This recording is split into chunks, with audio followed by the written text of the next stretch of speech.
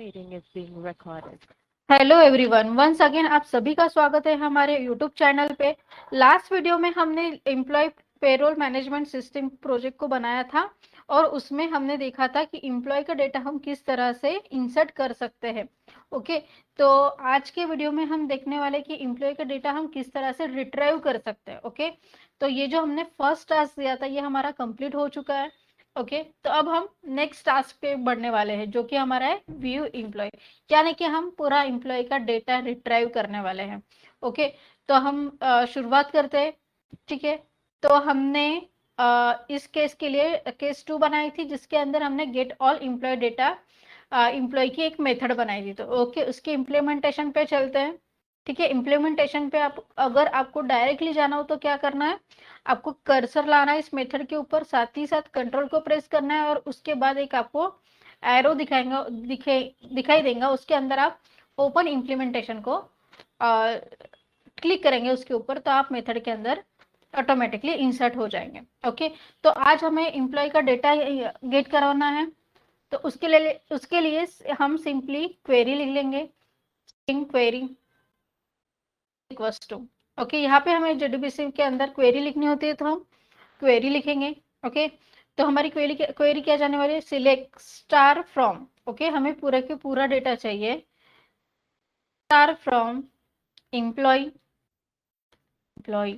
Correct. तो ये हमारी सिंपल क्वेरी जाने वाली है। अभी ये हमारी कोई डायनामिक क्वेरी नहीं, ये हमारी क्या है, एक static query. Okay, static query है। अभी स्टैटिक क्वेरी के लिए हम प्रिपेयर्ड स्टेटमेंट का यूज नहीं करेंगे, हम किसका यूज करेंगे, हम स्टेटमेंट इंटरफेस का यूज करेंगे। ओके, स्टेटमेंट इंटरफेस का यूज करेंगे। ठीक है, तो इसके लिए हम यहाँ पे पहले इंटरफेस को ये लेते हैं, इम्प्लीमेंट कर लेते हैं। तो हमें कौन सा स्टेटमेंट लेना है, जावा डॉट एसक्यूएल पैकेज के अंदर से स्टेटमेंट इंटरफेस को लेना है। उसके बाद हम एक रेफरेंस बना देंगे एसटी करके। उसके बाद हम कनेक्शन के हेल्प से क्रिएट स्टेटमेंट कर लेंगे। अभी यहाँ पे हमें क्या बोल रहे हैं, uncheck handle exception type SQL exception. Okay, मतलब आपको क्या है, एक्सेप्शन अराइव्ड हो रहा है, होने के चांसेस है। इसके लिए हम क्या कर लेंगे, इसको ट्राई कैच ब्लॉक से हैंडल कर लेंगे। ओके,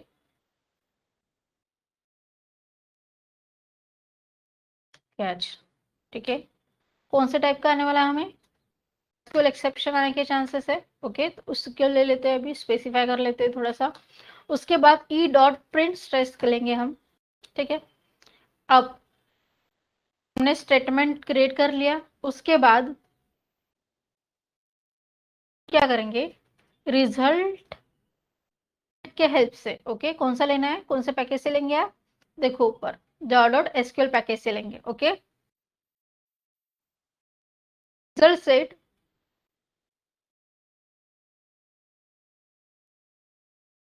रेफरेंस वेरिएबल और st डॉट एग्जीक्यूट क्वेरी कर लेंगे। अभी ये क्या कर रहे हैं, हमने इस लाइन में क्या किया है, 66 लाइन नंबर पे। तो बेसिकली हमने रिजल्ट सेट इंटरफेस के अंदर हमारा कौन सा डेटा आने वाला है, जब भी हम क्वेरी फायर करेंगे। ओके, क्वेरी फायर करेंगे तो हमारी क्वेरी क्या है, सिलेक्ट स्टार फ्रॉम एम्प्लॉय है। करेक्ट, तो हमें टेबल से जितने भी टेबल के अंदर रिकॉर्ड्स होंगे वो सारे के सारे रिटर्न होने वाले। ओके, अभी जो भी हमें रिकॉर्ड रिटर्न होंगे तो वो हमें कहीं पे तो भी स्टोर करने होंगे इनिशियली। तो वो सारा रिजल्ट हम रिजल्ट सेट के अंदर रखते हैं। ओके, इसके बाद अब रिजल्ट सेट से हमें रिट्राइव भी करना होगा वो डेटा को। तो अभी हमारे पास मल्टीपल रिकॉर्ड्स रिटर्न आने वाले, इसलिए हम व्हाइल लूप का यूज करेंगे। ओके, अभी व्हाइल लूप के अंदर हमें एक कंडीशन भी स्पेसिफाई करनी होगी। करेक्ट, तो हम यहाँ पे कंडीशन क्या स्पेसिफाई करेंगे, अभी रिजल्ट सेट के पास एक मेथड है अवेलेबल हमारे पास। ओके, जिसका नाम है हमारा नेक्स्ट करके। ओके, बेसिकली ये क्या करती है, चेक करती है कि रिकॉर्ड है कि नहीं है। अगर होगा तो हमें ये बुलियन वैल्यू ट्रू रिटर्न कर देती है, एल्स हमें फॉल्स रिटर्न कर देती है। तो हमारा लूप कब तक फिरना घूमना चाहिए, ओके, तो जब तक कि रिजल्ट सेट नेक्स्ट हेल्प के मेथड से हमें ट्रू रिटर्न आता है, तब तक के हम डेटा को क्या करते जाएंगे, रिट्राइव करते जाएंगे। ओके, तो हम यहाँ पे सिंपली पूरा डेटा को रिट्राइव कर लेते हैं। ठीक है, एम्प्लॉई नेम और रिजल्ट सेट में से डेटा को गेट करेंगे। तो रिजल्ट डॉट गेट स्ट्रिंग करेंगे और यहाँ पे कॉलम नेम पास, कॉलम इंडेक्स कॉलम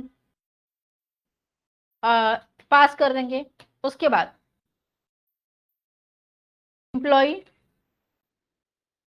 था हमारा, नेक्स्ट एक बार चेक कर लेते हैं। ओके, एम्प्लॉई नेम आ गया हमारे पास, ठीक है। फिर बाद में डिपार्टमेंट, डेजिग्नेशन और salary. Okay, department, depart depart department,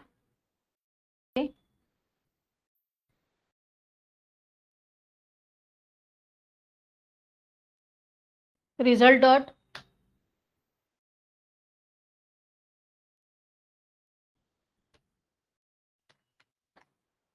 gate string करेंगे हम और यहाँ पे अगेन कॉलम नेम पास कर देंगे कि हमारा 3 है। उसके बाद एम्प्लॉय डेजिग्नेशन है, correct. Employ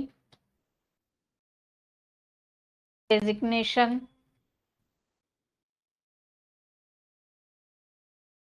result dot get string और यहाँ पे 4 लिख लेंगे। इसके बाद बेसिक सैलरी बच गई है हमारी लेनी, गेट करना। ओके, तो हम क्या करते हैं, उसको भी गेट करवा लेते हैं। Employee basic salary, okay. यहाँ पे हम रिजल्ट डॉट गेट स्ट्रिंग करते हैं और यहाँ पे कॉलम नंबर पास कर देते हैं। ओके,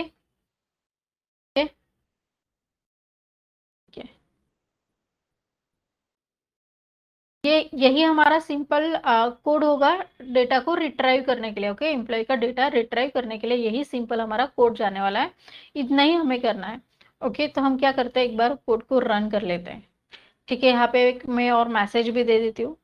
ठीक है, ऑल एम्प्लॉय डेटा करके, ऑल एम्प्लॉय डेटा। ओके, और इसे सेव कर देते हैं, रन करते हैं।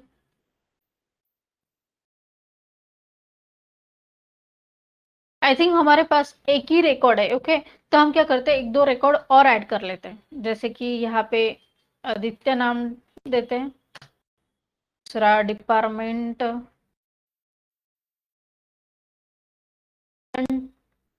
कर लेते हैं, designation designation engineer, basic salary हम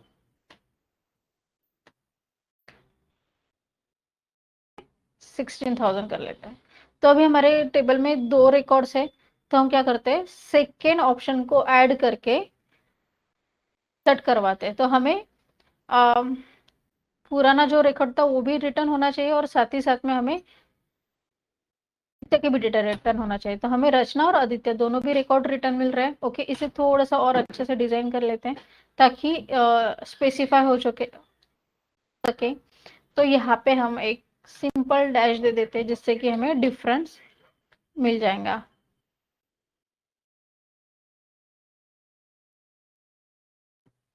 ओके, सेव करते हैं, अगेन रन करते हैं।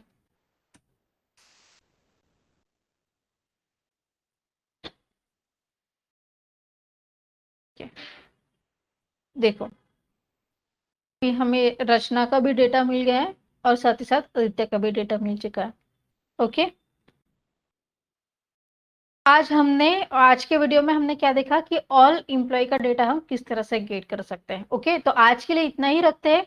नेक्स्ट वीडियो में हम देखते हैं कि अगर मुझे किसी एम्प्लॉय की अटेंडेंस को इंसर्ट कराना है, वो पर्टिकुलर रिकॉर्ड मुझे इंसर्ट करवाना है, तो हम किस तरह से कर सकते हैं। ओके, तो उसके लिए हमारे साथ बने रहिए और आगे के एपिसोड को मिस मत करिए। Okay, thank you for watching.